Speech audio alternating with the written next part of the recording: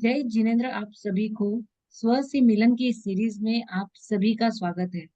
अब तक हम जो कर्म के बारे में सीख रहे हैं, सुन रहे हैं, उसे और जानने की जिज्ञासा लेकर जुड़े हुए सभी सदस्यों को, सभी मेंबर्स को जो यूट्यूब के माध्यम से या कोई भी सोशल मीडिया के माध्यम से हमसे जुड़े हुए हैं, उन्हें बहुत बहुत धन्यवाद कि आप लोगों के सपोर्ट की वजह से ये सीरीज बहुत अच्छे से आगे बढ़ रही है। मैं आप लोगों को एक हमारी लाइफ में हम बहुत सारी चीजें जल्दी एक्सेप्ट नहीं कर पाते। उसका रीजन ये है कि बहुत सारी चीजें हम लेकर साथ में एज हमारा कोई बिलीफ सिस्टम हम लेकर साथ में चलते हैं। हमें बचपन से जो हम सुनने में आ रहा है, जो हम स्कूल टीचर फ्रेंड्स के साथ सीखते हैं, और बहुत सारी चीजें ऐसी होती है कि उसे जाने अनजाने में हम अपने अंदर उसे समावेश हमारे अंदर वो मेंटली हो जाता है कि बस ये जो सही है वो वही सही है ना। बहुत सारे बिलीफ सिस्टम है। जैसे अगर बिल्ली रास्ता काट देती तो हमारा काम बिगड़ जाता है। ये मोहरत से नहीं निकले तो ये सारी चीजें अच्छे से नहीं होती है। बहुत सारे ऐसे बिलीफ सिस्टम हम लेकर बैठे हैं। और सबसे बड़ा एक हमारे ऊपर एक बिलीफ सिस्टम होता है जब हम छोटे होते हैं। तो क्या होता है कि हमारे घर के कुछ मेंबर्स या हमारे फ्रेंड सर्कल्स या जो भी हमारे आसपास है, वो हमें किसी न किसी काम के लिए अगर ऐसे कह देते हैं कि यार ये तेरा काम नहीं है, ये तू कभी नहीं कर पाएगी, है ना। शायद हमने कोशिश की थी तभी और नहीं कर पाए। लेकिन जब एक जन दो जन ऐसे चार पांच जन हमारे आसपास सेम लाइन लाइन लाइन हमारे सामने बोलते हैं, हम क्या करते हैं, उस चीज को हम मान लेते हैं कि सही में शायद ये मैं नहीं कर पाऊंगी।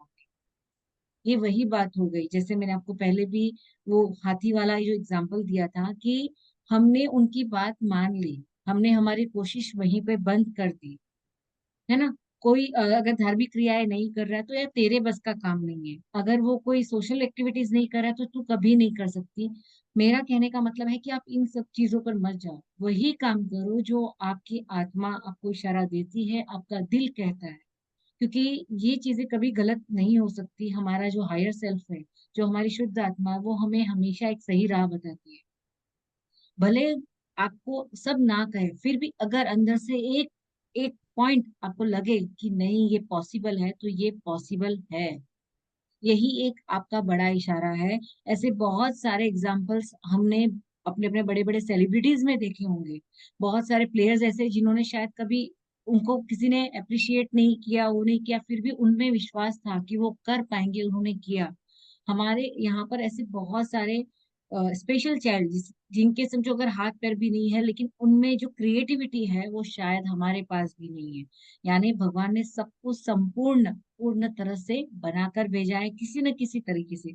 किसी में कुछ ज्यादा होगा, किसी में कुछ कम होगा, बट उनको हम अपने आप में पूर्ण है। यह बात तो सत्य है। और यह बात जब हम अपने आसपास से, क्योंकि कहते हैं ना, मोटिवेशन, जब छोटा बच्चा चलता है, गिरता है, फिर भी उसके जो आसपास रहते हैं ना, वो एक प्रोटेक्शन कवर रहते हैं, बट उसे रोकते नहीं है कि तू वापस मत चल। लेकिन जैसे ही हम बड़े होते जाते हैं, किसी चीज में हम फेल होते जाते हैं, वही आसपास के लोग हमें रोक देते हैं कि भाई तू नहीं कर पाएगा। तो अपने जो भी हमारी लाइफ में अगर कोई फेलियर वाली सिचुएशन भी चल रही है, तो वो भी आपको कुछ सिखाना चाहती है। हमारी लाइफ में विदाउट रीजन कुछ नहीं होता है। और आप लोगों ने कभी ये भी देखा होगा कि आपके साथ बहुत बुरा हुआ, बहुत यानी इतना बुरा हुआ कि हम सोचते कि ऐसा दुश्मन के साथ भी नहीं हो।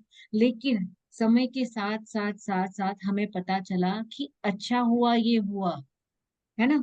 किसी की किसी का डाइवोर्स हो गया, समझो 5 साल के बाद, 10 साल के बाद, हमें तभी वो ऐसे लगता है कि यार शिट डाइवोर्स हो गया, ये हो गया। लेकिन 5 साल के बाद मे भी वो ये सोच पाए कि अगर मेरे साथ ये बुरा हुआ तो मुझे कोई दूसरे रास्ते मिले, क्योंकि ये कोई चीजें लंबी हम खींचना कोई भी चीज के लिए बहुत खतरनाक हो सकता है आगे के लिए। तो जो भी हमारे साथ लाइफ में उतार चढ़ाव होते हैं, वो कुछ न कुछ सिखाने के लिए होते हैं। अगर ये बात हम समझ जाए ना, तो हमारी लाइफ में जो भी हो रहा है हम उसे एक्सेप्ट करना शुरू कर देंगे। तो ये एक छोटे से एग्जाम्पल के साथ आज हम इस टॉपिक को और कंटिन्यू करते हैं। हमारा जो स्व से मिलन में कर्म का सिद्धांत, ये वाला जो हमारा एक कहते हैं ना, अभी तक कंटिन्यू टू बी कंटिन्यू चल रहा है, जो कहते हैं ना इतने सारे सवालों के साथ। क्योंकि कहने में ये बहुत छोटा टॉपिक है, लेकिन जब हम उसके डीप साइंस को समझते हैं कि ये कैसे काम करता है, कैसे अपने आप पर, अपनी लाइफ में इफेक्ट करता है और कैसे हम इससे, कहते हैं ना, अच्छे कर्म से कर रहे हैं तो कोई टेंशन नहीं है, लेकिन जब अगर हमारे पूर्व कर्म का जब उदय होता है, जो हमारे पुराने, हमने कोई बुरे कर्म किए हैं उसका पर उदय होता है, तो उसे हम इस भाव में कैसे उसका बैलेंस कर सकते हैं, वो बहुत ज्यादा इम्पोर्टेंट है। तो आज के इस कर्म के सिद्धांत के आगे के सेशन के कंटिन्यू के लिए आज हमारे जो मेहमान अशोक कोठारी, हमारे मामा जी, मैं उनका स्वागत करती हूँ। और मामा जी, थैंक यू सो मच कि आपने इतने डीपली एक एक चीज को समझाने की कोशिश की है, बहुत सारे मेंबर्स का, और बहुत सारे जो हमसे अभी नए जुड़ रहे हैं उन्हें भी थैंक यू कहना चाहती हूँ, क्योंकि कहीं ना कहीं हम किसी न किसी की लाइफ में कंट्रीब्यूट कर रहे हैं, और उनकी भी बहुत सारी जिज्ञासा है जो हम इस सेशन के साथ साथ लेते रहेंगे। तो मामा जी, आपका स्वागत है। अब आप आगे कर्म का सिद्धांत। थैंक यू मीनाक्षी जी। धन्यवाद। भूत भविष्य और वर्तमान काल के सर्व क्षेत्रों के सर्व ज्ञानी भगवंतों को नमस्कार नमस्कार नमस्कार। आप सबके भीतर विराजमान परमात्मा को अत्यंत भक्ति पूर्वक अभेद भाव से बारंबार त्रिकाल नमस्कार नमस्कार नमस्कार। जय जिनेन्द्र, जय सच्चिदानंद, जय राम जी की, जय श्री कृष्ण, हरि ओम, बम बम बोले, जय माता जी की, सबको जय जिनेन्द्र सर। कर्म का सिद्धांत और कर्म के बारे में हम बात कर रहे हैं। जैसे मीनाक्षी जी आपने वो हाथी वाला एक उदाहरण दिया था, वैसा ही एक उदाहरण मैं दूसरा देना चाहता हूँ। रेगिस्तान के अंदर एक ऊंट केमल का काफिला चल रहा था। तो रात हुई, सब केमल को बिठाकर सब 100 ऊंट थे, उसके अंदर 100 केमल थे। तो नीचे सबको बिठा दिया, बिठाकर 99 केमल को उनके गले में रस्सी डालकर एक जगह बांध दिया, और एक केमल को भी जैसे बांधते हैं वैसा ही एक्शन किया, लेकिन बांधा नहीं उसे। फिर सुबह हुई, काफिला आगे बढ़ा, तो 99 को खोल दिया, सब उठ गए, और जो जिसको नहीं बांधा था वो वहीं पर बैठा रहा, और सब ऊँट रवाना हो गए। और जिसको नहीं बांधा था वो वहीं बैठा रहा, उसको बांधा ही नहीं था और तो भी उठ नहीं रहा है वो। ये हुई आदत। फिर किसी ने पूछा कि उसको बांधा नहीं तो वो फिर उठ क्यों नहीं रहा है? कि वो इसलिए नहीं उठ रहा है कि जैसे रात को हमने बिना बांधने की प्रैक्टिस को खाली एक नाटक किया था, उसको बिना खोलने का नाटक भी करना पड़ेगा, तब जाके वो उठेगा। बांधा ही नहीं है तो भी उसके पास जाके खोलने का नाटक किया, और वो तुरंत उठ खड़ा हो गया। मतलब वो तो पशु है, समझ सकते हैं कि भाई उनका मन इतना डेवलपमेंट नहीं है, इतने वो विकसित नहीं है। लेकिन हम तो इंसान है, हमारा मन काफी डेवलप है, हम काफी आगे बढ़े हुए हैं। तो हम अच्छे बुरे का अच्छी तरह से मूल्यांकन करके हमें आगे बढ़ना चाहिए। कल जो बात चल रही थी,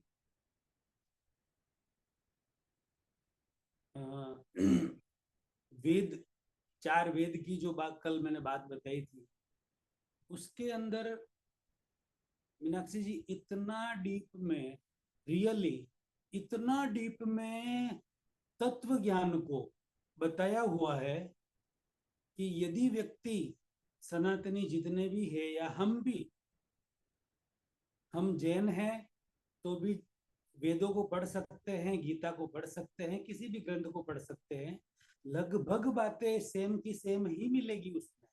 छोटा मोटा कोई शाब्दिक डिफरेंस हो तो भले, बाकी चीजें वो की हुई है, शब्द खाली आगे पीछे होते हैं, बाकी और कुछ नहीं है। इसलिए मतलब डीप में पढ़ने की जरूरत है उन सारे वेदों को भी, उपनिषदों को भी, हमारे और सारे ग्रंथों को भी समझने की, पढ़ने की, संत पुरुषों के पास, आत्मज्ञानियों के पास, सत्पुरुषों के पास हमें जाके समझने की, डीप में समझने की जरूरत है कि हमें आगे कैसे बढ़ा जाए।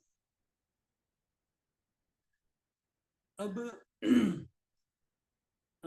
भगवान शिव के मंदिर में जाकर भक्त बोलते हैं, शंकर जी के मंदिर में जाकर ओम नमः शिवाय, राइट?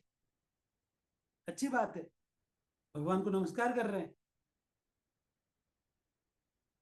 और वही भक्त थोड़ी देर में अपनी भक्ति में चूर होकर बोलते हैं अहम ब्रह्मास्मि, अहम ब्रह्मास्मि, शिवोहम शिवोहम शिवो। अरे भाई, पहले आपने शिव जी, शंकर जी को, शिवलिंग को नमस्कार किया, ओम नमः शिवाय, और अभी आप दूसरी बार बोल रहे कि अहम ब्रह्मास्मि, मैं ही ब्रह्म हूं, और तीसरा शब्द बोल रहे कि शिवोहम, मैं ही शिव हूं। ये कैसे हो सकता है? आप शिव हो, आप भक्त हो या भगवान? आप भक्त हो तो भक्त ही हो, और भगवान हो तो भगवान ही हो। कोई एक ही हो, आप दो नहीं हो सकते। थोड़ी देर में आप पहले ओम नमः शिवाय, शिव जी को नमस्कार कर रहे हैं, दूसरी बार बोल रहे हैं कि शिवो हम अहम ब्रह्मास्मि। ये है मीनाक्षी जी, कल मैंने बाल मंदिर की जो बात बताई थी आपको, उसके लक्षण। बाल मंदिर वाले जीव कुछ भी बोलते हैं। मामा जी, लेकिन जैसे आप बोल रहे हो कि एक भक्त ने ओम नमः शिवाय बोला, एक वो भक्त है, और अहम ब्रह्मास्मि यानी मैं ही ब्रह्म हूँ। यानी ऐसा हो गया कि हमने एक को ही तीन तीन प्ररूप दे दिए उसके, कि भाई तू भक्त, तू भगवान, और तुझे ऐसे भक्ति करनी है। नहीं नहीं, वो अलग बात है। इसमें मतलब भगवान को भी नमस्कार कर रहे हैं वो भक्त जो गया वो, और वो खुद बोल रहा है कि अहम ब्रह्मास्मि, मैं ही ब्रह्म हूँ, मैं ही शिव हूँ, अहम ब्रह्मास्मि मामा जी, लेकिन शिवो। ये शब्द तो मैंने कितने सालों से बड़े बड़े जगह पर सुना है कि हम में ही ब्रह्म है और हम में ही सब कुछ है। हाँ, बिल्कुल सही कह रहा हूं मैं, आप बिल्कुल सही कह रहे हैं, बिल्कुल सही कह रहे हैं। लेकिन मैं उसके आगे की एक बात और बता रहा हूँ आपको, कि मतलब जो भक्त सामने जो भगवान बैठे हैं उनको नमस्कार करते हैं, तो वो खुद को उसी समय अहम ब्रह्मास्मि, मैं ही शिव हूं, खुद को जाने बिना, खुद की आत्मा को समझे बिना, यदि खुद की आत्मा ने जान लिया है, खुद को जान लिया है, तो वो बोले तो बात अलग है। खुद को जाने बिना अहम ब्रह्मास्मि, शिवोहम ऐसे एक ही व्यक्ति एक बार सामने जो बैठे भगवान को नमस्कार करो, एक बार मैं ही शिव हूँ, वैसा करे, ये नहीं हो सकता। कोई एक ही होते हैं। कहते हैं कि आ, एक उदाहरण है, और दूसरा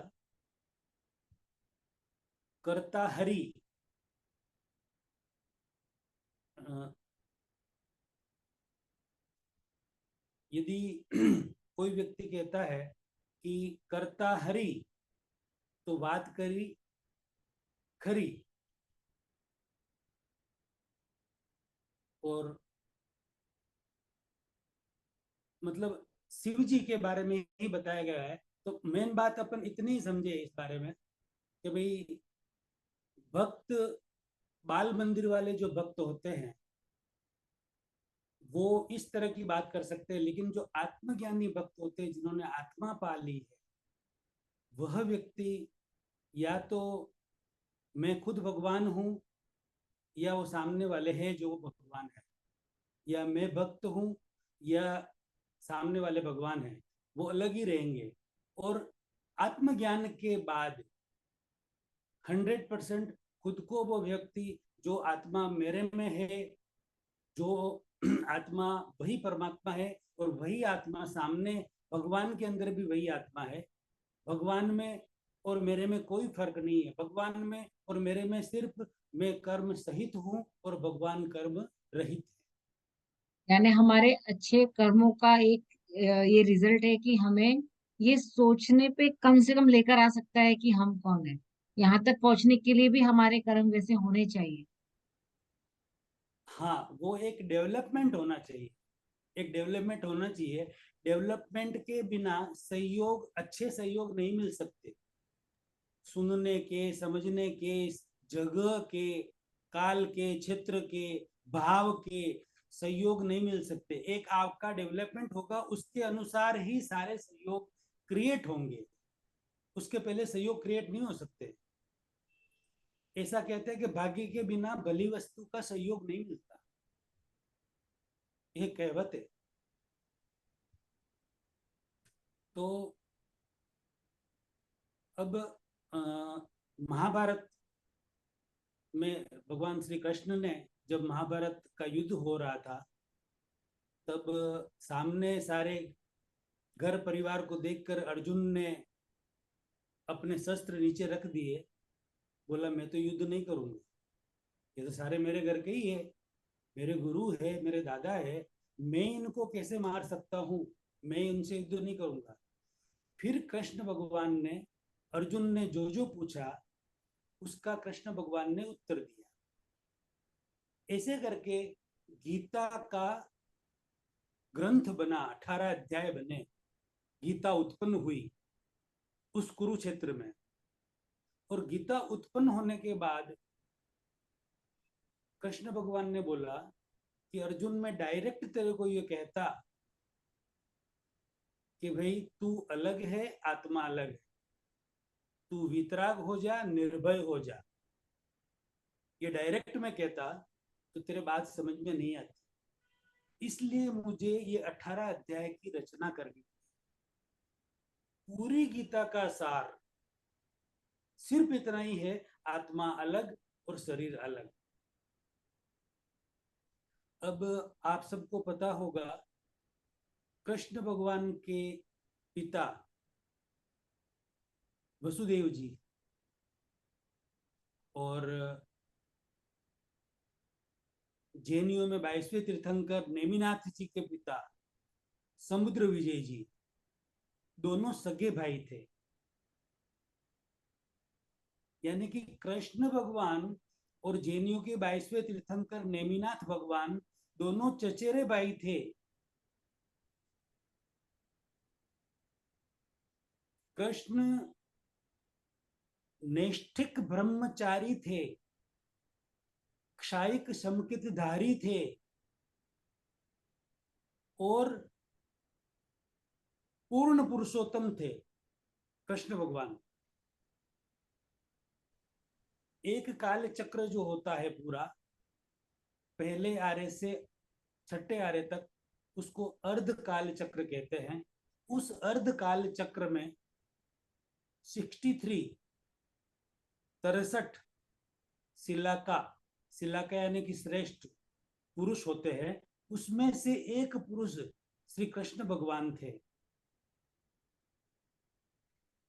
63 सिलाका पुरुषों में 24 तीर्थंकर होते हैं, 12 चक्रवर्ती होते हैं, 9 वासुदेव होते हैं, कृष्ण भगवान वासुदेव थे, 9 प्रति वासुदेव होते हैं और 9 बलदेव होते हैं। ये हुए 63 पुरुष, 63 पुरुष अर्धकाल चक्र में।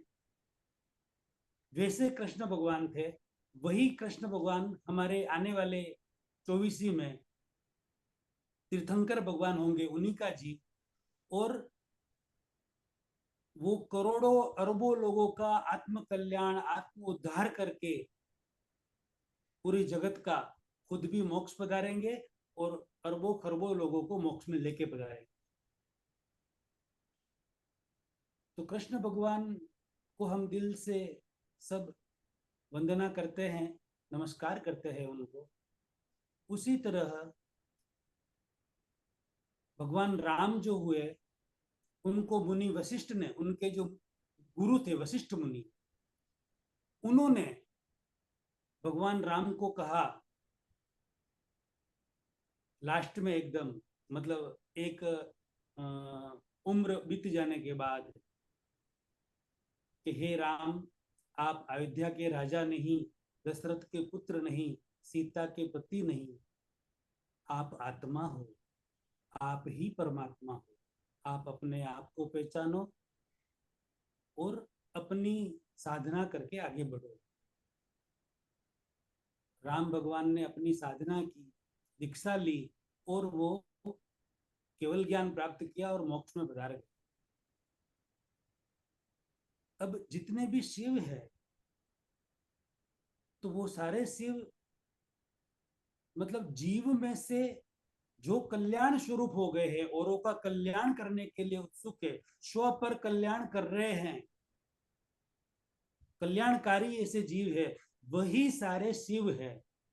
स्व खुद का भी और औरों का भी कल्याण करना, वही सारे शिव है। ऐसे कल्याण स्वरूप सारे शिव भगवान को हम नमस्कार करते हैं।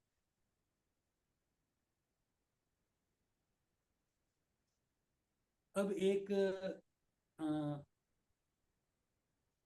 थोड़ी एक कर्म की एक विशिष्ट बात मैं आपको बताना चाह रहा हूँ। इस जो अभी मैंने बोला था 63 सलाका पुरुष, 63 सलाका पुरुष, उसी में से एक पुरुष ने, उनका नाम मैं अभी नहीं लूंगा जाहिर में, बस इतना ले लिया, यानी कि जो समझने वाले हैं वो अच्छी तरह से समझ जाएंगे, नाम नहीं ले सकता। 63 पुरुषों में से सिर्फ एक पुरुष ने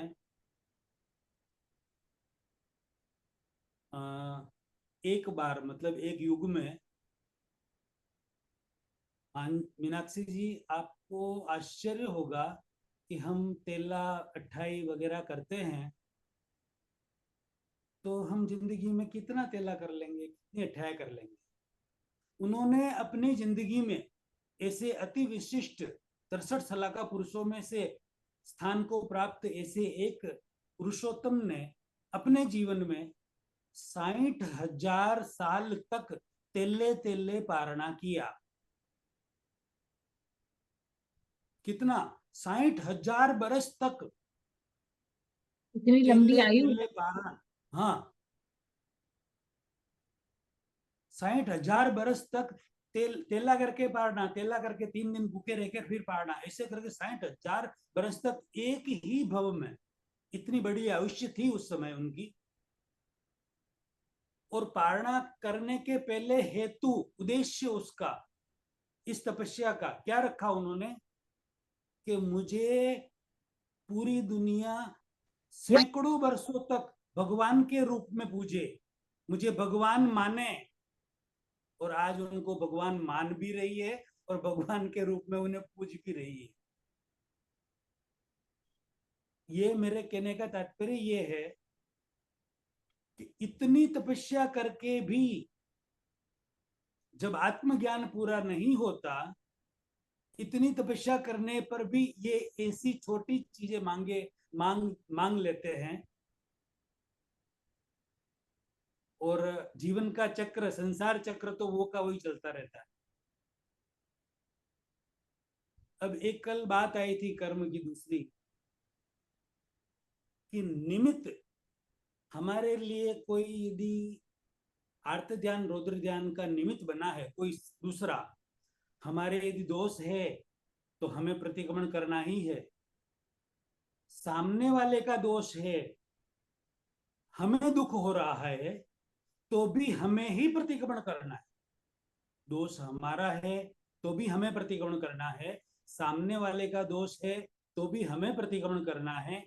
और तीसरी बात, यदि सामने वाला सिर्फ निमित्त ही बना है, हमें पता चला है सिर्फ हमारे आर्त ध्यान रौद्र ध्यान के लिए, तो भी हमें ही प्रतिक्रमण करना है।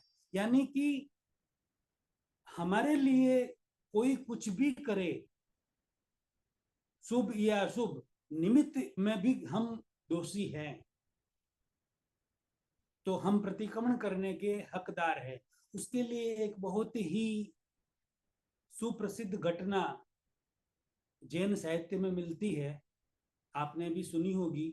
मैं एक शॉर्ट में बता देता हूं कि निमित्त के कैसे प्रतिक्रमण किए जाते और कि उस प्रतिक्रमण करने से क्या हुआ, उनका क्या हुआ।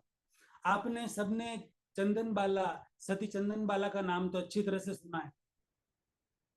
भगवान महावीर स्वामी के समय में साध्वियों की प्रमुख चंदन बाला थी, सब साध्वियों की प्रमुखा चंदन बाला थी। और उन्हीं चंदन बाला के गण में संसार पक्षिया मासी मृगावती, मृगावती का नाम सुना होगा आपने। तो संसार पक्षिया मासी भी उसी साध्वियों में थी। चंदन बाला प्रमुख थे और वो साध्वी थी। एक दिन की बात है, भगवान महावीर स्वामी अपने समवसरण में बैठकर प्रवचन देशना दे रहे थे। उस समय सूर्य और चंद्र देव खुद वहां पर देशना सुनने के लिए पधारे हुए थे। तो पूरा दिन बीत गया और रात कब हुई पता नहीं चला। क्यों नहीं चला? कि सूर्य खुद उधर हाजिर थे, चंद्र खुद हाजिर थे, तो रात का पता नहीं चला। और ये पता सिर्फ मृगावती जी को नहीं चला, बाकी सारी साध्वियां, चंदन बालाजी वगैरह सबको पता चल गया। ऐसा नियम होता है कि रात हुई यानी कि साध्वियां अपने डेरे में चली जाती। तो सारी साध्वियां चंदन बालाजी डेरे में चले गए और मृगावती जी वहीं बैठे हैं। सूर्य वहां पर है तो रात का पता ही नहीं चला और भगवान की देशना सुन ही रहे, वो तो आराम से बैठकर। एक पहर यानी कि 3 घंटा बीत गई रात। फिर सूर्य और चंद्र अपने स्थान पर गए और अचानक अंधेरा हो गया। फिर देखा कि और एक पहर रात बीत गई और मैं यहाँ पर बैठी हूँ। और फिर वो अंधेरे में मृगावती जी अपने स्थान पर गए। बाहर से बोला, कौन है? बोला, मैं मृगावती हूँ। तो चंदन बाला ने बोला, आ जाओ अंदर।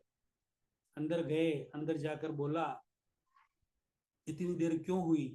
तो जो घटना घटी थी वहां वो सारी उन्होंने सुना दी कि ये हुआ, कि तुमको ऐसा पता नहीं चला कि रात हो रही है, हम सब वहां से निकल गए, तो तुमको ध्यान रखना चाहिए, ध्यान होना चाहिए कि हम साध्वियां हैं, हम रात को बाहर नहीं रह सकती, हमें तुरंत अपने स्थान पर आ जाना चाहिए, ऐसा वगैरह उन्होंने बहुत कुछ अपनी संसार पक्षिया मासी को बहुत कुछ सुना दिया। किसने सुनाया? चंदन बालाजी ने, प्रमुखा थे वो। मासी को सुना दिया 4 बातें। तो ये सुनकर, सुना दिया तो ठीक है, प्रमुखा जी, ये सुनना ही पड़ेगा। फिर वो बैठे, प्रमुखा जी अपने स्थान पर सो गए और रात हुई। रात तो हो गई थी, दूसरा पहर चल रहा था और उनको नींद नहीं आ रही थी, मृगावती जी को। क्यों? कि साध्वी प्रमुखा ने, चंदन बालाजी ने उनको उल्हाना दिया कि तुम इतनी लेट क्यों आई, इतना लेट क्यों किया। तो उस उल्हाने की वजह से, जिन्होंने उल्हाना दिया है, उनको आर्त ध्यान रौद्र ध्यान का निमित्त बनना पड़ा। उस वजह से वो अपनी आत्मा को टटोल रहे थे कि ये मैंने कैसी भूल की है। अपने आप पश्चाताप कर रहे थे, प्रतिक्रमण कर रहे थे, बार बार प्रत्याख्यान कर रहे थे। ऐसे करते करते दूसरा पहर बीत गया, रात के 12 बज गए।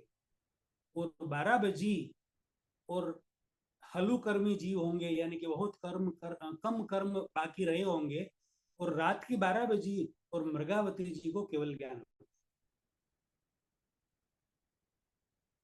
ज्ञान हुआ। और उस समय इतनी गहरी रात थी तो पहले तो कुछ दिख नहीं रहा था, अंधेरी रात थी तो। और केवल ज्ञान हुआ तो उनको तो सब कुछ जैसे दिन में दिख रहा है सूर्य के प्रकाश में, वैसा सब दिख रहा है रात में भी। तो जहां पर साध्वी प्रमुखा सो रहे थे, उनके पास, उनके पलंग के पास नीचे एक सर्प जा रहा था और साध्वी प्रमुखा जी का हाथ नीचे लटक रहा था। ये उन्होंने देखा मृगावती जी ने। तो हाथ को उठाया मृगावती जी ने, साध्वी जी सो रहे थे, उठाकर ऊपर रख दिया। हाथ को उठा के ऊपर रखा तो साध्वी जी जाग गए। चंदनबाला जाग गई कि भाई क्या है, कौन है। उनको तो दिख ही नहीं रहा चंदनबाला को कौन है क्या है। कि कुछ नहीं, ये तो मैं हूँ मृगावती। कि क्या हुआ? कि कुछ नहीं। नहीं नहीं, कि क्या हुआ, मेरा हाथ ऊपर क्यों रखा और किसने रखा? कि हाथ मैंने ऊपर रखा, और क्यों इसलिए रखा कि नीचे एक सर्प जा रहा था। तो कि मासी जी, मासी महाराज, आपको सर्प कैसे दिख रहा है इतनी रात में? मुझे तो कुछ नहीं दिख रहा है। कि चंदना, मुझे ज्ञान हो गया। कि कौन सा ज्ञान हो गया है? कि चला जाने वाला या नहीं चला जाने वाला, कायम के लिए? कि नहीं चला जाने वाला। कि केवल ज्ञान हो गया क्या? हाँ, केवल ज्ञान।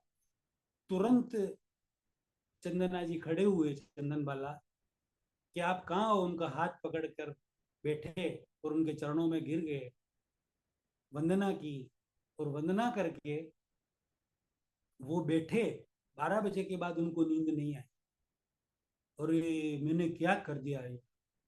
कितनी भव्य आत्मा, जिनको अभी केवल ज्ञान होना था एक 2 3 घड़ी के अंदर, ऐसी आत्मा को मैंने कितना डांटा, कितना डांटा, कितना उलाना दिया, और कितना उनका दिल दुखाया। ऐसा करके वो खुद पश्चाताप करने लगे, चंदन बालाजी। ऐसे पश्चाताप करते, प्रतिमण करते, प्रत्याख्यान करते, तीसरा पहर बीत गया, और चौथे पहर में चंदन बालाजी को केवल ज्ञान।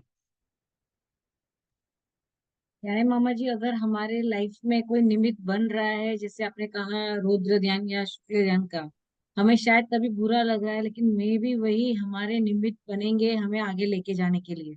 बिल्कुल, यही बात मैं कहना चाह रहा हूं। आप एकदम एग्जैक्ट लिया आपने। कोई भी यदि हमारे लिए निमित्त बन रहा है, वो हमें आगे ले जाने के लिए निमित्त बन रहा है। वो हमें हमारे कर्मों से छुड़ा रहे हैं। फिर तो कोई इतना, दोनों। अगर कोई हमारे लिए बहुत बुरा है, जैसे आपने कहा कि उन्होंने डांट दिया, तो अगर कोई हमारे पीछे या आगे बुराई करे, अगर हमारी इंसल्ट करे या जो भी करे, तो कहीं ना कहीं वो निमित्त है सिर्फ और सिर्फ हमें आगे लेकर जाने के लिए। वो तो वो हमारे हमें सबसे हम करीबी हुए हमारी आत्मा के हिसाब से। हाँ, वो हमारे तो उपकारी है, महान उपकारी है। हमें एक कर्म से छुड़ा रहे हैं वो। तो इसके, वो जो छुड़ा रहे हैं, हमारे एक कर्म पूरा कर रहे हैं, यदि हम समता और समभाव रख ले तो वो कितने उपकारी हुए हमारे, मतलब। वो किसी भी रूप में आ ये, सकते हैं निमित्त बनकर हमारे सामने। हाँ, बस ये उपकार याद रखना, इसके पीछे का जो रीजन है वो याद रखना। एक हमारे लिए आईना है, मिरर है, मिरर है ये। इससे बड़ा आईना क्या हो सकता है? बहुत सारे आईने आएंगे, आगे भी आएंगे, लेकिन ये एक आईना है। इस चीज के पीछे का रीजन हमें याद रखना, कि कोई भी निमित्त बने किसी भी तरह का, कर्म सिर्फ हमारे ही है। इसलिए वो निमित्त बनाए, निमित्त को 100% हम निर्दोष देखें, 100% निर्दोष देखें। तभी जाके हम हमारे कर्मों से छूट पाएंगे, वरना कभी नहीं छूट सकते। नए नए कर्म बंधते ही जाएंगे।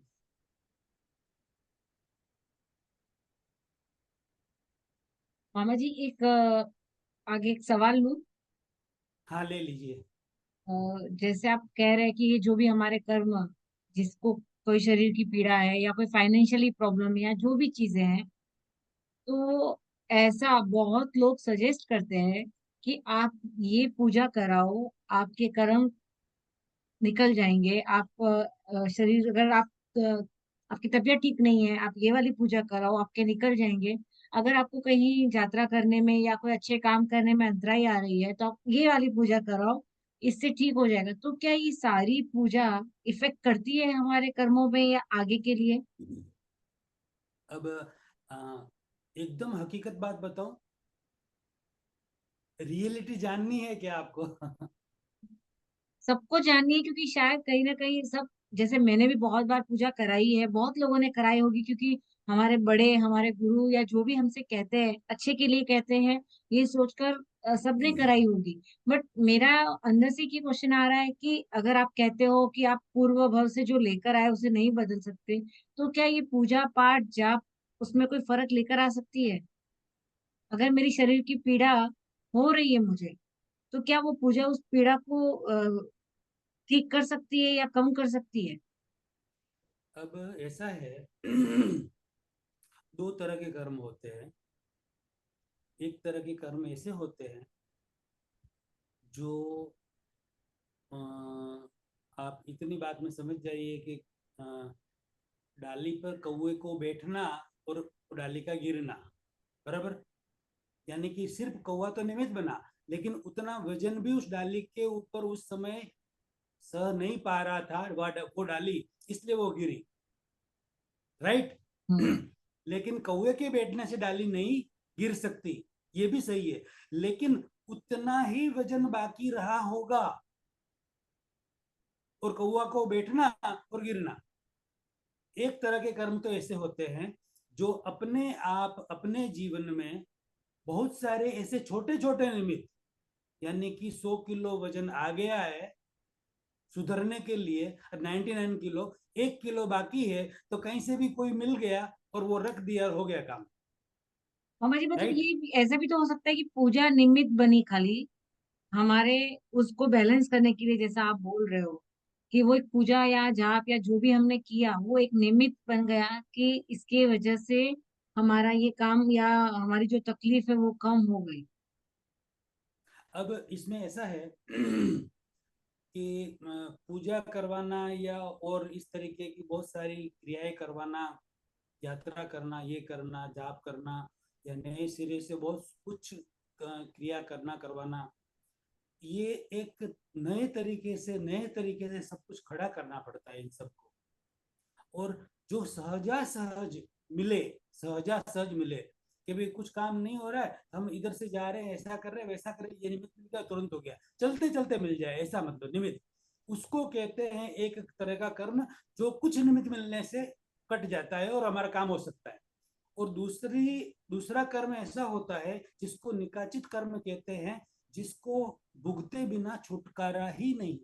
फिर आप कितनी भी पूजा करवा लो, एक नहीं, एक बार नहीं, 2 बार, 10 बार पूजा करवा लो, शांति पूजा, शांतिनाथ भगवान के मंदिर में जाकर, किसके, वो भी शांतिनाथ भगवान के मंदिर में ही, शांतिनाथ भगवान की मूर्ति के सामने शांति स्तोत्र बोलकर वो पूजा भी अपन करवा ले ना, तो भी कुछ नहीं होगा। एक बार नहीं, 10 बार, 10 बार नहीं, 100 बार। मैं ये जो बात कह रहा हूँ ना, पूरी जवाबदेही के साथ कह रहा हूँ। इसीलिए मैंने पहले पूछा कि रियलिटी जाननी है तो सब जानो, सब जानो। लाखों करोड़ों व्यक्ति ये वीडियो को देखेंगे, सब जानो रियलिटी को, कि हमारे कर्म को, जो निकाचित कर्म है हमारे, उसे चेंज नहीं किया जा सकता किसी भी हालत में। अच्छा, अब एक मैं आपसे सवाल करूं कि यदि हमने पूजा करवाई, उस पूजा में यदि हमने मान लिया हमारे घर पे आए और हमें कुछ ठीक लगा, राइट, कुछ ठीक लगा, कुछ महीनों बाद या कुछ दिन बाद कुछ ठीक लगा, तो वो ठीक किसने किया? शांतिनाथ भगवान ने, हमारे तीर्थंकरों ने किया, हाँ या ना? नहीं किया ना, वो कर ही नहीं सकते, क्योंकि उनमें तो राग द्वेष ही नहीं है। और हमारे सारे तीर्थंकर सिद्ध भगवान हो चुके हैं, वो तो यहाँ पर इस लोक में भी नहीं है। तो वो भगवान जो हमारे तीर्थंकर हुए ना, 24 तीर्थंकर, वो हमारा अच्छा या बुरा कुछ नहीं कर सकते, ये कायम के लिए एक लाइन लिख लो अपने अंदर, वो कुछ नहीं कर सकते लेकिन उनका मामा नाम जी, लेने जैसे से। आप बता रहे हो कुछ नहीं कर सकते, लेकिन जब समझो अगर ऐसी पूजा या इसमें हम जाते हैं या घर में कराते हैं तो कहीं ना कहीं पूजा के बाद घर में एक अच्छी वाइब्स, अच्छा फील होता है, तो ऐसा लगता है कि कहीं ना कहीं वो है हमारे आसपास। हाँ, अब सुनिए मेरी बात, कि ये फाइनल बात है कि 24 तीर्थंकर जो भगवान है, उनके वाइब्रेशन भी यहाँ पर नहीं आते, इस लोक में नहीं आते। अब क्या आते हैं वो भी बताता हूँ मैं, क्या आते हैं वो भी। न तो वो हम उनसे जो बात कहते हैं कि भाई भगवान ये वगैरह, न तो वो बातें हैं वो लगभग उनके यहाँ पहुंचती है, और न उनकी बातें हमारे तक पहुंचती है, वो बात भी नहीं करते। और न, मतलब उनके कोई वृत्तियां ही नहीं होती, तो वो कैसे किसी का कुछ करेंगे? राग द्वेष कुछ भी नहीं होता उनके, सब कुछ खत्म हो चुका है, सिर्फ प्योर आत्मा है। और इस लोक के अग्रभाग में स्थित है, इसलिए वो अपना अच्छा भी नहीं कर सकते, बुरा भी नहीं कर सकते। और होता क्या है, उस पूजा से या उनकी माला फेरने से, उनके तवन बोलने से, उनके गीत गाने से, उनकी आराधना करने से सिर्फ और सिर्फ अच्छे पुण्य कर्म का बंध होता है।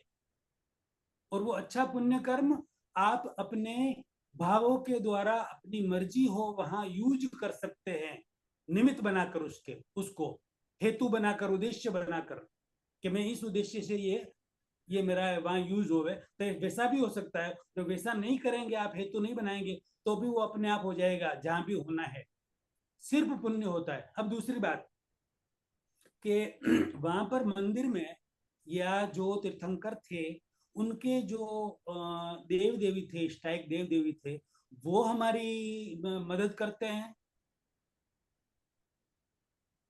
वो करते हैं। यदि निकाचित कर्म है, मैंने पहले ही बोला है, जो भुगतना ही है, निकाचित कर्म है, तो भगवान कुछ नहीं कर सकते, देवी और देवता कुछ नहीं कर सकते, आचार्य या उपाध्याय या साधु कुछ नहीं कर सकते, कोई यंत्र मंत्र तंत्र कुछ नहीं कर सकते, सिर्फ उन्हें भुगतना ही है। और यदि हमें थोड़ा बहुत भी पॉजिटिव लग रहा है, कुछ भी लग रहा है, वो तो सिर्फ हमारे ही कर्मों के कारण, हमारे ही कर्मों के कारण। कुछ कर्म ऐसे होंगे जो हटने वाले हो, वो हटे हैं। बाकी जो निकाचित कर्म है वो किसी भी हालत में दूर नहीं हो सकते। यदि कर्म दूर हो सकते होते, आप समझना बात को, ध्यान देना, बहुत ध्यान देने जैसी बात है। कर्म दूर हुए, कर्म दूर कोई कर सकते होते तो हमारे से तो हमारे तीर्थंकर कितने बलिष्ठ थे, हम उनके सामने कुछ नहीं है। इतने इतने तो शरीर का उनका बल था, खुद का मनोबल उससे लाख गुना और आत्मबल उससे अनंत गुना बलवान थे। क्या जब भगवान मायूर स्वामी के कानों में बरू किला कूटने ग्वाला आया तो भगवान उसको दूर नहीं कर सकते थे? कर सकते थे, उसको दूर कर सकते थे। उस सर्प को डसने भी नहीं देते, उतनी ताकत उनमें थी। संगम देव ने पूरी रात कितनी बार इंसान की मृत्यु हो जाए वैसे उनको उपसर्ग दिए, तो संगम देव क्या, पूरा देवलोक, सारे देवलोक के देव भी आ जाए ना, तो भगवान महावीर स्वामी का एक बाल भी बांका नहीं कर सकते थे, उतनी ताकत उनमें थी। तो भी उन्होंने कुछ नहीं किया। क्यों नहीं किया? उसके पीछे उनको पता था कि मैंने निकाचित कर्म का बंध किया है। इस ग्वाले के जीव के जब शरीर था तब मैंने शीशा डलवाया था, उसी का फल ये है, मुझे भुगतना ही पड़ेगा। ये दृष्टि थी उनके पास, निर्दोष दृष्टि थी। इसलिए मेरे कहने का तात्पर्य ये है, अपने जीवन मामा में। जी, चलो वो तो भगवान थे, कहीं ना कहीं उन्हें पता था कि ये सारे मेरे कर्मों का उदय हो रहा है, बट हमारे आसपास आज ऐसे बहुत अच्छे हैं जिन्होंने कभी किसी को दुख नहीं दिया, वो आज शरीर की पीड़ा से है, कोई फाइनेंशियली डिस्टरबेंस है, या फिर किसी के रिलेशनशिप में प्रॉब्लम है, तो वो इस सिचुएशन में कैसे उस कर्म को और इजीली जो भी अगर, जैसे मैंने कहा ना, वो भगवान है, उन्होंने, उनको तो पता चल गया था कि जो मुझे आ रहा है मुझे एक्सेप्ट करना है। बट जो हम कहते हैं अभी जो चल रहा है उसमें कैसे अपने आप को इतना मजबूत बनाए कि शरीर की पीड़ा, फाइनेंशियली प्रॉब्लम, घर की प्रॉब्लम, बच्चों की प्रॉब्लम, चाहे कोई भी हो, उसे कैसे बैलेंस करें। उसको लास्ट सेशन में हमने पूर्व जन्म, पूर्व भव में जाकर सारा कुछ समझा था, क्रिया की प्रतिक्रिया, हम्म। कोज का इफेक्ट समझा था ना, वो सब कुछ। अच्छा, जो और प्रतिक्रमण हमने किया था वो पूर्व भाव तक जाकर हमें करना है। हाँ हाँ, नहीं एक मिनट, नहीं उसके दूसरी बात बता रहा हूँ मैं, कि वो समझा था हमने। और वो भी समझा था कि यहाँ पर इस भव में हमें स्थूल यानी कि सबसे बड़े से बड़ा, राइट, और सूक्ष्म सबसे छोटे से छोटा सहयोग जो मिलता है ना, किसी भी तरह का निमित्त कोई भी बने, किसी भी तरह का, सारे सहयोग हमारे ही है। राइट। मतलब वो रेटिना का फिंगरप्रिंट की बात जो अपन की थी ना, वो तो बहुत बड़े स्थूल है। सूक्ष्म सहयोग जो भी है वो भी हमारे ही, हम खुद लेके आए हैं उसी साथ में। हमने क्रिया की, उसी की प्रतिक्रिया रूप जन्म से मृत्यु तक सारी क्रिया हो रही है, उसी के फल स्वरूप प्रतिक्रिया हो रही है। तो इसके पीछे का जो रहस्य पीछे के सेशन में हमने समझा, उसे याद करके ऐसे व्यक्तियों को, जो अभी आपने समस्याएं बताई है, वैसे व्यक्तियों को याद करके कि निमित्त अच्छे के लिए, बुरे के लिए, अच्छे के लिए छोड़े हैं भी, लेकिन बुरे में किसी भी तरह से कोई भी निमित्त बन रहा है, खुद का शरीर बन रहा है, खुद की तकलीफ, खुद के शरीर में तकलीफें हैं, फाइनेंशियली प्रॉब्लम है, या कोई सुना रहा है, सासू बहू को डांट रही है, बहू सास को डांट रही है, कुछ भी हो रहा है, XYZ, किसी भी तरह की कोई तकलीफें हो रही है, तो अपने आप को, खुद को समझना है, जिसको जो हो रही है, कि भाई ये सब तकलीफें मेरे खुद के कर्मों की है, मेरे ही कर्मों की है। निमित्त मेरी सासू बने, पति बने, बच्चा बने, नौकर बने, नौकरानी बने, काम वाली बने, या XYZ बने, कोई भी बने, लेकिन ये सब लेके मैं आया हूं, मैं आई हूं, इसलिए ये सारा अच्छा या बुरा निमित्त मुझे मिला है। ये दृष्टि, ये निर्दोष दृष्टि रहेगी जिसकी भी, डीप में जाकर वह व्यक्ति समझेगा कि भाई मेरे ही कर्मों का फल है, तो मुझे समता रखनी है। यदि मैं समता नहीं रखूंगा, सामने कोई मुझे गाली दे रहा है, मेरे से उल्टा सीधा बोल रहा है, तो यदि मैंने समता रखी, मतलब गाली 4 आई, तो 4 गाली आपने दी थी, 4 गाली दे के सामने वाला चुप रह गया, और उसको आप बोलो कि 4 गाली तू और दे, तो वो नहीं देगा, क्योंकि आपने 4 गाली पूर्व में दी थी, वो 4 आ गई आपके पास। और आपने दी, यानी कि आपने गाली की जगह यूं समझे कि आपने 100 रुपया किसी को दिया, तो 100 रुपया वापिस आपको वो देने आया। यदि आपने उसको जमा कर लिया, तो बैलेंस क्या हो गया? नील, राइट।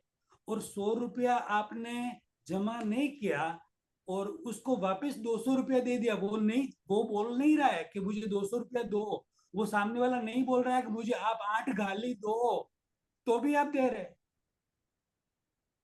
200 रुपया मांगा तो नहीं ना उन्होंने वापस, तो भी आप 200 रुपया उनको दे रहे हैं, तो उधार हुआ, आपको वापस लेना पड़ेगा।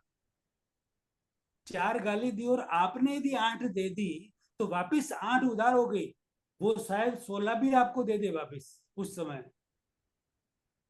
या उस समय नहीं दे सकता है, छोटा है, या कोई नौकर है, या हमसे कोई नीचा है, नहीं बोल सकता है, तो वो आपका बदला तो जरूर लेगा, अगले भाव में देगा, लेकिन आपको लेनी तो पड़ेगी। कोई रास्ता नहीं, रास्ता सिर्फ एक ही है, जो भगवान मायूर स्वामी ने, हमारे वीतरागों ने, हमारे तीर्थंकरों ने जो बताया है, वही रास्ता है। हमारे कृष्ण भगवान ने बताया अर्जुन को, अर्जुन वीतराग हो जा, गीता का पूरा अध्याय हुआ पूरा, और अर्जुन वो धनुष बाण लेके खड़ा हो गया। कर्म करते हुए अकर्म दशा में था अर्जुन, कर्म करते हुए अकर्म दशा में था, ये बहुत बड़ी बात है, बहुत बड़ी बात है। कर्म करते हुए अकर्म दशा में था, इतने करोड़ों व्यक्तियों को मारने के बाद भी अर्जुन उसी भव में भगवान नेमिनाथ जी के यहाँ जाकर, पांचों पांडव ने, एक अर्जुन ने नहीं, पांचों पांडव ने भगवान नेमिनाथ जी के पास जाकर दीक्षा ली, और उसी भव में केवल ज्ञान प्राप्त कर कर मोक्ष पधार गए, सिद्ध हो गए सब। मतलब उनको आत्मज्ञान कृष्ण भगवान ने पहले ही दे दिया उस गीता के माध्यम से। क्या बोला कि तू वीतराग हो जा, निर्भय हो जा, तो वही मैं बोल रहा हूं आपको बात, कि उसके पीछे की निर्दोष दृष्टि हमें पकड़नी है, भगवान मायूर स्वामी की निर्दोष दृष्टि पकड़नी है, हर जगह पकड़नी है, कि बस इतना ही समझना है हमें कि भाई कोई भी निमित्त बने हमारे दुख में, तकलीफ में, पीड़ा में, परेशानी में, शरीर की वगैरह किसी में भी, हमारा ही कर्म खराब है, हम पूर्व भाव से लेके आए हैं, पाप कर्म है, इसलिए वो निमित्त बन रहा है, भूल मेरी है, मैं उसे समता से सहन कर, यदि समता रख ली वो कर्म पूरा हो गया, और नहीं रखी और एक की जगह वापिस 2 दे दिया, तो वापिस लेना पड़ेगा, कोई रास्ता नहीं, यानी कि देना लेना, देना लेना चलता ही रहेगा ये। संसार इसी तरह से ये वेर के हिसाब से ये खड़ा है। संसार एक दूसरे का वेर लेते ही रहते हैं, बदला लेते ही रहते हैं। जैसे मामा ये मामा जी, जो कृष्ण भगवान ने जैसे अर्जुन को कहा था वितरागी हो जाए, इसका मतलब यही हो गया ना कि आप की जो रिस्पॉन्सिबिलिटी है, जो आपका काम है वो आपको करना ही है। चाहे वो योद्धा हो, चाहे वो साधु हो, चाहे वो कोई घर का काम हो, कोई बाहर का काम हो, कोई टीचर हो, कोई सर, जो भी। यानी अगर टीचर का काम है पढ़ाना, तो उसका ये होना चाहिए थॉट लेवल कि मुझे उस जो मुझे रिस्पॉन्सिबिलिटी दी है वो मुझे अच्छे से करनी है। अगर कोई स्टूडेंट हाँ है तो उसे ये होना चाहिए कि मुझे स्टूडेंट हूँ तो मेरा सबसे पहला कर्तव्य है पढ़ना। अगर मैं माँ हूं तो मेरा सबसे पहले कर्तव्य यह आएगा कि मैं अपने बच्चों का ध्यान रखूं, अपने घर का ध्यान। यानी अपने कर्तव्य को पहले आपको देखना है। जो योद्धा है वो भी हिंसा तो कहीं ना कहीं करता है, लेकिन वो भी उसके पीछे उसका रोल उसे दिया गया है कि आपको अभी बचाना है, आपको यहाँ पर खड़े रहकर अपने हित के लिए लड़ना है। यानी अपने आप के लिए अगर हम लड़ाई करें या आवाज करें, या हमें पता है कि ये सही है और हमें बोलना है, तो वो कोई कर्म बंधन में नहीं आएगा, है ना मामा? उसमें थोड़ी अलग बात है। हम हमारे हित के लिए, हमारे सही के लिए हम बात कर सकते हैं, किसी से भी बात कर सकते हैं, कुछ भी बात कर सकते हैं, प्यार से उन्हें समझा सकते हैं। एक बार समझा सकते हैं, दूसरी बार समझा सकते हैं, तीसरी बार भी दिल से समझा सकते हैं। फिर भी सामने वाला नहीं माने तो हमें चौथी बार उसे छोड़ देना चाहिए। 2 दिन, 5 दिन, 10 दिन के लिए उसे भूल जाना चाहिए, फिर बात करना चाहिए। और हमें सही लग रहा है कि ये बात सही है हमारी, फिर भी सामने वाला नहीं मान रहा है, लेकिन यदि सामने वाले को दुख हुआ, ये बहुत बड़ी बात कह रहा हूं मैं आपको, ये बात बाहर कहीं सुनने समझने में नहीं आएगी, कोई नहीं कहेगा।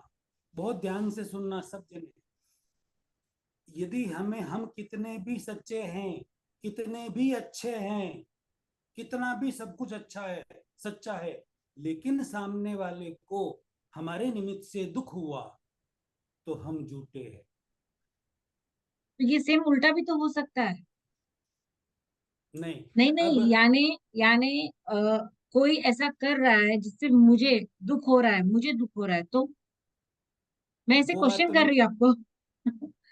वो बात तो मैंने स्टार्टिंग में ही बताई थी आपको, कि आपको खुद को, आप किसी को दुख दो, किसी भी तरीके से, मन वचन काया से दुख दो, दिलाओ, या अनुमोदना करो, समर्थन करो, या दुख आपको कोई देवे, पहले तो आपने दुख दिया बराबर, आपको कोई दुख देवे तो भी आप ही दोषी हो। वो तो निमित्त है। आपको दुख हुआ खुद को किसी से, तो भी आप ही दोषी हो। आप किसी को दुख दे रहे हैं तो आप दोषी है ही, 100%। लेकिन कोई आपको दुख दे रहा है तो भी कर्म आपके ही है, इसलिए वो निमित्त बन रहा है। मामा जी, अब जो आप, मैं आपकी बात समझ रही हूँ, लेकिन मेरा क्वेश्चन ये है, जैसे कृष्ण भगवान ने कहा था अर्जुन को कि जो सही है, सत्य है, अभी आपके लिए वही सत्य है, आपको उसके साथ रहना है। तो सत्य के साथ रहना, अगर हम उनसे माफी भी मांग रहे हैं, लेकिन अगर हम नहीं करेंगे, उसकी प्रतिक्रिया नहीं करें, तो कहीं ना कहीं ये भी तो हो सकता है कि हम झूठ का समर्थन कर रहे हैं। अगर नहीं बोले तो मुझे पता है कि ये राइट है, ये रॉन्ग है, और अगर मैं राइट को सपोर्ट नहीं कर रहा हूँ तो कुल मिला के यही हो गया कि मैं रॉन्ग को सपोर्ट कर रही हूँ। नहीं ऐसा नहीं होता है। आप रॉन्ग को सपोर्ट नहीं कर रही है इसलिए आप राइट बोल रही है, राइट बता रही है सामने वाले को। फिर आपसे कोई बड़े है, आप उसके घर में, आप राइट बता रही है, एक बार ने 3 बार विनय पूर्वक आप बता सकते, विनय में रहकर बड़े को भी बता सकते, नो प्रॉब्लम, अपन उनका विनय रखकर।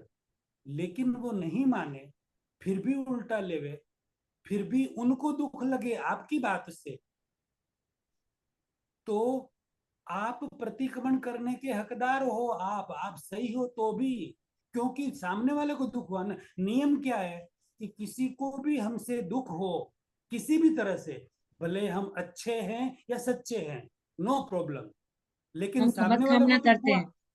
हाँ सामने वाले को दुख हुआ तो हमें प्रतिक्रमण करना है। सीधी सिंपल बात, ये नियम है। और अगर आपने यूनि कहा कि उन बड़ों से हमने विनय से बात कर ली, अगर फिर भी नहीं हो तो क्या फिर उसे छोड़ देना चाहिए?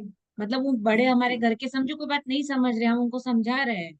हम जैसे आपने कहा, एक बार नहीं 10 बार हमने समझाया, और 100% बहुत विनय से समझाया, फिर भी वो बड़े अगर वो गलती कर रहे हैं या कुछ गलत लग रहा है हमको कि इसका रिजल्ट गलत आ सकता है, तो नहीं बताना चाहिए, क्योंकि अगर गलत हो रहा है तो फिर वो उनका कर्म। बिल्कुल बिल्कुल सही बात कह रहे हैं आप एक बार नहीं 3 बार बता दिया, 3 बार बताने के बाद 10 दिन बाद और 2-3 बार बता दिया।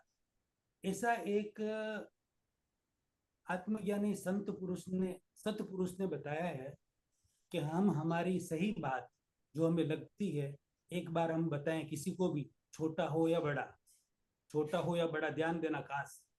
अब छोटे बड़े में मतलब खाली उम्र के हिसाब से छोटे बड़े, बाकी तो हम सब एक जैसे ही है आत्मा की दृष्टि से। तो छोटा हो या बड़ा, हम एक बार उनको बताएं, छोटा है तो भी उसका रिस्पेक्ट करें हम और उस तरीके से बोले, और बड़ा है तो और अच्छा विनय में रहकर बोले।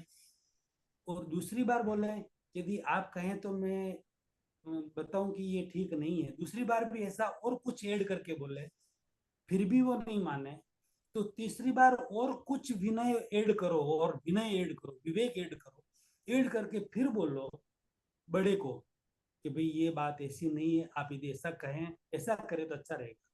3 बार से ज्यादा एक बार में, एक दिन में नहीं कहना चाहिए, चौथी बार नहीं कहना चाहिए, बहुत ज्यादा दुख हो जाएगा, छोटा हो या बड़ा कोई भी हो। ऐसा आत्मज्ञानी सतपुरुष की ये बात है, अति विशिष्ट अतीन्द्रिय ज्ञानी पुरुष की बात है। हम कितने भी अच्छे हैं, वापिस रिपीट कर रहा हूं, कितने भी सच्चे हैं, लेकिन हम किसी को हमारे निमित्त से दुख हो वैसा नहीं कर सकते। यदि किया है तो हिंसा हो गई, और हिंसा हुई यानी कि हमने पाप कर लिया, उस पाप के हम भागीदार हो गए, उसका हमें भुगतान करना ही होगा। यदि हमें भुगतान हमें नहीं करना है तो हम प्रायश्चित करें, पश्चाताप करें, आलोचना करें, प्रतिकरण करें और प्रत्याख्यान करें। मामा जी, एक ये सवाल था, जैसे आज आपने रुद्र ध्यान और शुक्ल ध्यान के बारे में बताया, तो सबकी यही जिज्ञासा है कि इससे हम कैसे बचे, मतलब कि हमें रुद्र ध्यान नहीं हो और हम ये जो सारी चीजें वो हमारे थ्रू नहीं हो। यानी रुद्र ध्यान यानी एग्जैक्टली क्या हो गया कि हम किसी के निमित्त बन रहे हैं, किसी को नाराज करने में या नाराज हो रहे हैं। नहीं, अब 4 ध्यान जो होते हम्म। हैं उसमें पहला ध्यान होता है आर्त ध्यान। आर्त ध्यान, राइट। आर्त ध्यान में ऐसा है कि हम अपने आप अपने ही मन में दुखी हो रहे हैं, किसी भी तरीके से खुद दुखी हो रहे हैं किसी भी सेल्फ टॉक कारण से। करके। हम्म। हैं। यानी अपने आप से बात करते करते हम खुद ही दुखी हो जाते, वही ना?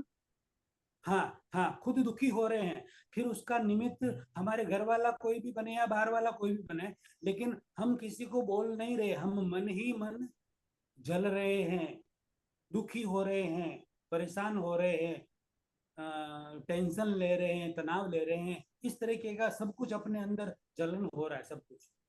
उसको कहते हैं आर्त ध्यान, या अपन मतलब ये अर्थ ध्यान हो गया। अब वही जो दुख आप दूसरे को बोल दिया, सामने वाले को सहन नहीं हो रहा है, और जिसके कारण हो रहा था उसको, सामने वाले बुक को बोल दिया कि आपके कारण ये हो रहा है, ऐसा नहीं होना चाहिए, तो उसका वो हो गया रौद्र ध्यान, दूसरा ध्यान। पहले ध्यान का, जो पहला ध्यान था, उसका फल है तिर्यंच गति, यानी कि जानवर गति में जाना पड़ेगा, पहले ध्यान का फल। और दूसरे ध्यान का फल है नर्क गति, यानी कि आप पहले खुद भी दुखी हो रहे थे और सामने वाले को भी दुख दे दिया, तो उसका फल है नर्क गति। तो नर्क में भी जाना पड़ सकता है यदि बहुत घंटा भर के लिए मगजमारी हो गई किसी से, 2 घंटा, तो और ऐसा उग्र होकर बातें कर ली और उग्र होकर एक दूसरे का दिल दुखा लिया, तो शायद नर्क का भी आयुष्य बन सकता है, नर्क में भी जाना पड़ सकता है। ये 2 ध्यान हुए। तीसरा ध्यान है धर्म ध्यान। धर्म ध्यान, ये दोनों ध्यान न करके,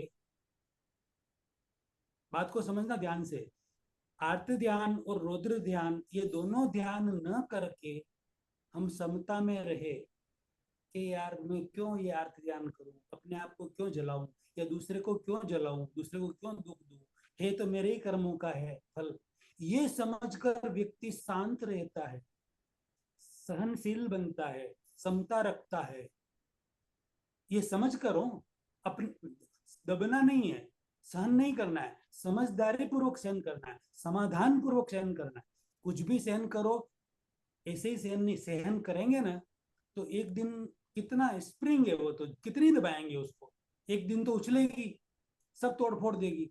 तो सहन नहीं करना कुछ भी, सहन करो लेकिन समाधान के साथ सहन करो, निकाल करके उसका निवारण करके सहन करो। तो निवारण करके जो व्यक्ति सहन करता है वह धर्म ध्यान करता है, और धर्म ध्यान का फल है मनुष्य गति, और उच्च धर्म ध्यान का फल है देव गति। अब यानी चौथा अगर ध्यान हमारी है लाइफ शुक्ल। में ऐसा कुछ हो रहा है तो हमें सोल्यूशन की तरफ ध्यान रखना है कि हम इसे सॉल्व कैसे करें, ना बिल्कुल कि बिल्कुल। उस चीज को वापस से उस पीड़ा में आकर वही चीजें घुमाए। इससे अच्छा इस चीज को सॉल्व कैसे करें। बिल्कुल बिल्कुल। और लास्ट जो ध्यान है शुक्ल ध्यान, वो ध्यान आत्मा आत्मज्ञान आत्म साक्षात्कार होने के बाद ही उत्पन्न होता है, उसके पहले नहीं होता है। ऐसा संत पुरुष सतपुरुष जो आत्मज्ञानी हो चुके, उनका कहना है। हमारे आज के जैन शास्त्र तो कहते हैं कि इस पांचवें आर्य में कलयुग में शुक्ल ध्यान होता ही नहीं है, उत्पन्न भी नहीं हो सकता है, हमारे शास्त्र कहते हैं। लेकिन मैं यूं कह रहा हूं कि शुक्ल ध्यान इस काल में उत्पन्न होता है। शुक्ल ध्यान के 4 चरण है। पहला चरण है आत्मा का अस्पष्ट वेदन, जो मुझे अभी प्राप्त है, मेरे में शुक्ल ध्यान उत्पन्न हो चुका है। दूसरा चरण है आत्मा का स्पष्ट वेदन, यानी कि आत्मा का अस्पष्ट वेदन का मतलब ये हुआ कि कहीं से भी ठंडक आ रही है, पता नहीं है, लेकिन ठंडा कुछ ऐसा फीलिंग हो रहा है कि यार आसपास में कोई बर्फ पड़ा, बहुत बड़ा बर्फ, तो बहुत ठंडा ठंडा लग रहा है, ठंडक आ रही है, उसको कहते हैं अस्पष्ट वेदन। फिर होता है दूसरा चरण स्पष्ट वेदन, यानी कि इतनी लेवल पर आप पहुंच गए होते हैं अध्यात्म के कि आप उस बर्फ को, आइस को टच होके बैठे, यानी कि ये रहा, ये यहां से ठंडक आ रही है, आपको पता चल जाता है आत्मा का कंप्लीट कि ये रहा, ये ठंडक आ रही है, उसको कहते हैं स्पष्ट वेदन। दूसरा चरण, वो चरण हम प्राप्त कर सकते, इतना ज्ञान सतपुरुष ने अभी हमको दिया हुआ है। और तीसरा चरण है, वो इस काल में संभव नहीं है, ऐसा सतपुरुष ने बोला है आत्मज्ञानी ने।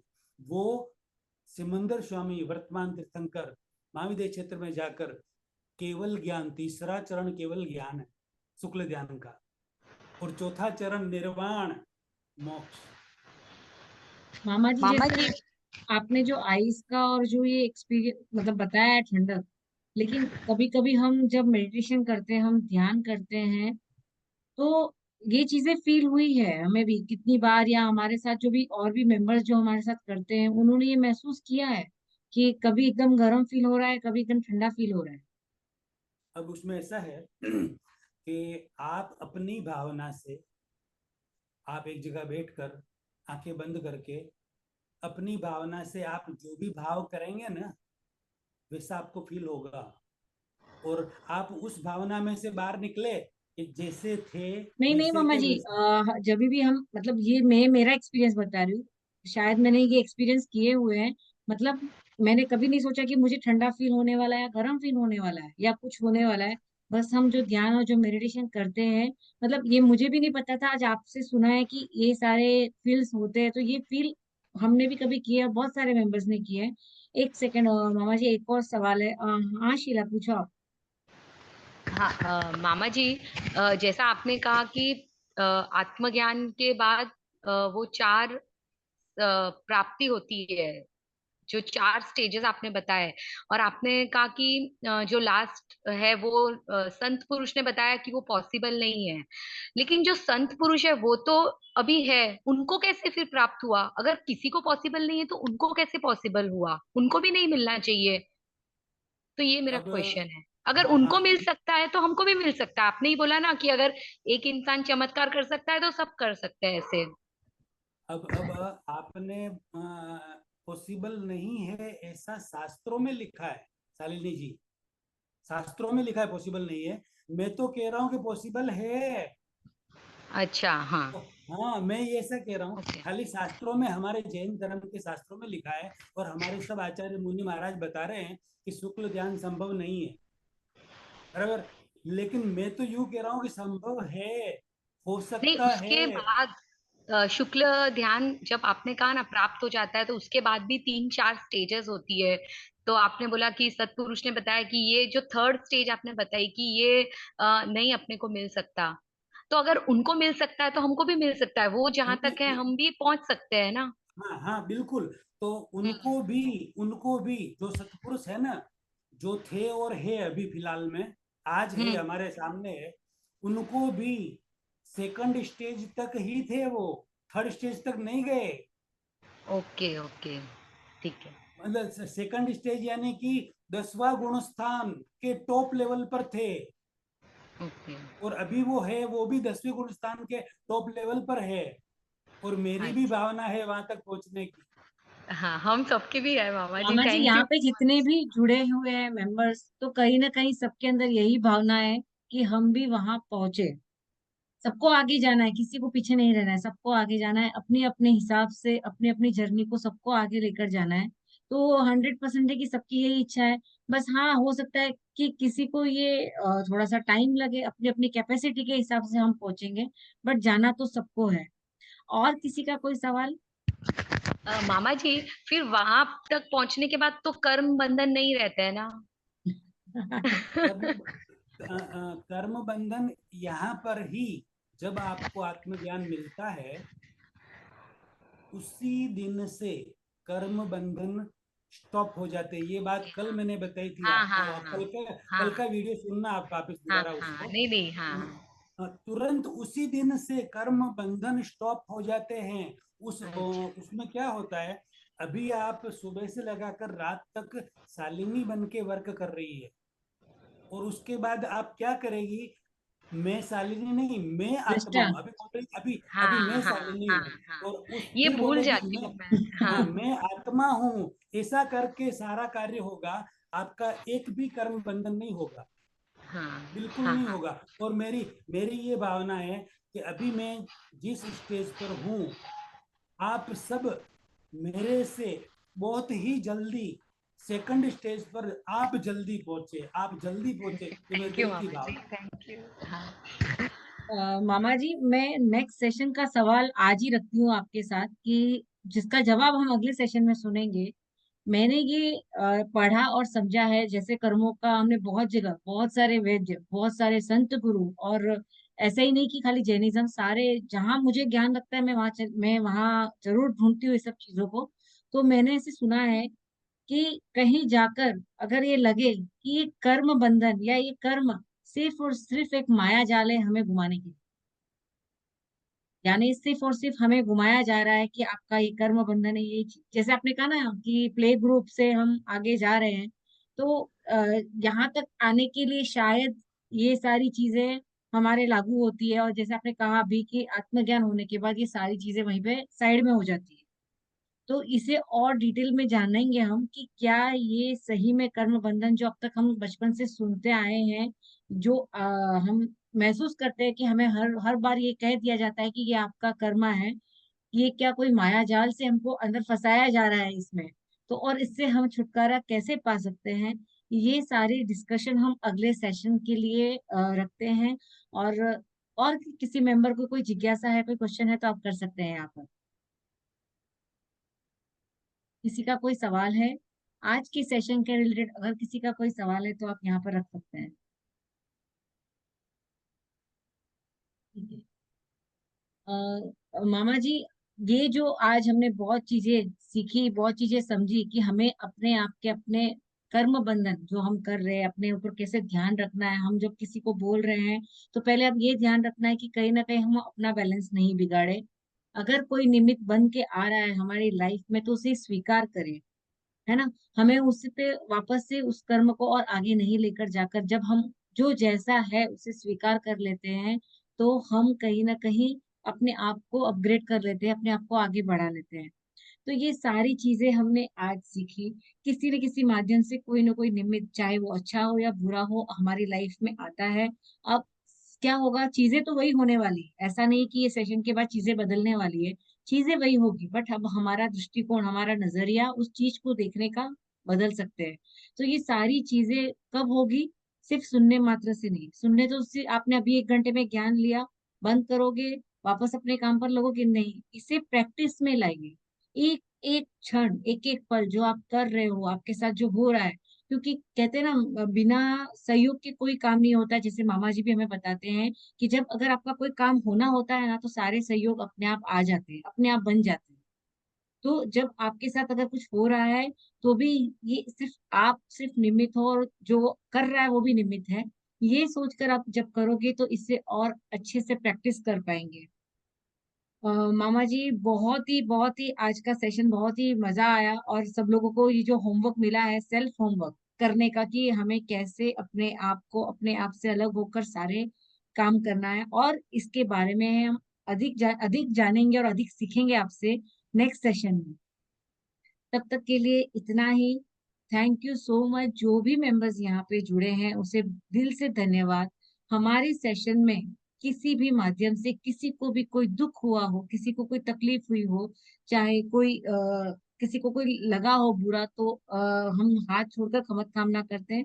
हमारा किसी को दुख पहुंचाने का कोई भी, हम उसके लिए निमित्त नहीं बनना चाहते। हम अपने सवालों के साथ अपनी जिज्ञासाओं को पूरा करना चाहते हैं। तो थैंक यू सो मच सभी को, और आप सभी का प्यार इसी तरह मिलता रहे। धन्यवाद। Thank you.